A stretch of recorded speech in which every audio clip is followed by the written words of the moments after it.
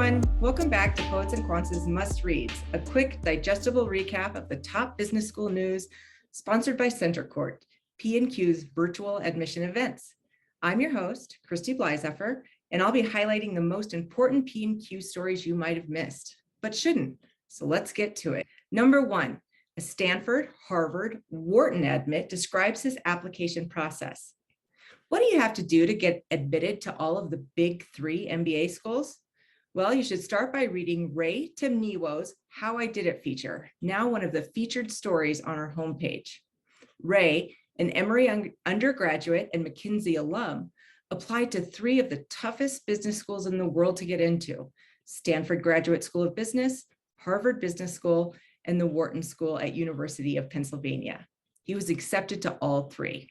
Learn what made him stand out and which school he picked at poetsandquants.com. Number two, 100 Best and Brightest MBAs, Class of 2022. If you're looking for a little inspiration in your MBA journey, take the time to click through some of our best and brightest MBAs for 2022.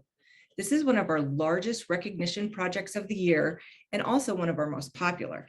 It features the stories, accomplishments, and career highlights of 100 truly remarkable MBA candidates from the top business schools in the world. If you can't get inspired by these stories, you might be uninspirable. The full package is now featured on our homepage. To see the full list and start clicking through their profiles, go to page 4. Number 3, how rare is your MBA degree? For this behind the numbers story, Poets and Quants editor John Byrne breaks down the MBA percentages for the top schools. And he finds the prestige business school with the largest number of MBA students is now the Wharton School, with a total enrollment of 1,874. But that's still below 1% of all the MBA students in the US. In fact, fewer than 4% of MBAs are getting their degrees at M7 business schools, and just 4.6% are getting them from a top 10 school. Byrne also examines the difference between large and small cohorts in terms of experience. This is invaluable information for those still in the MBA exploration process. Number 4, positioning extracurriculars on your MBA application.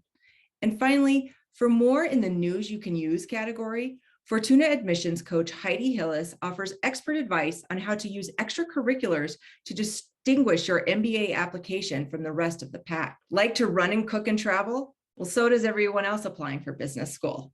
In fact, Hillis explains, many admission profiles flip to the other info and extracurricular section first when evaluating MBA candidates. That's where they can gain real insight into the type of person they are considering. Business schools are looking for students who will do more than excel in class. They are looking for active contributors to their community. Hillis's column is packed with other great tips for setting yourself apart with extracurriculars. You can find the full story on our homepage or in our admissions tab from the main menu. Well, that's it. Another 4 P&Q stories we think you shouldn't miss. You can let us know what stories we should have mentioned but didn't in the comments. Before I go, I want to alert all the school seekers out there to Center Court's upcoming MBA festival events. These events connect prospective students with admission experts, alumni, and career development teams at the top MBA programs around the country and the world. Our next series, MBA Voices, is happening June 7th to 8th, and you can register for free on our events tab at poetsandquants.com. For new MBA admins, don't miss our next virtual networking festival coming up on May 19th to 20th. Get a jump start on your B-School journey by forging new connections, becoming more savvy about internship and career options, and making the most of your B-School pivot. Learn more on our events page.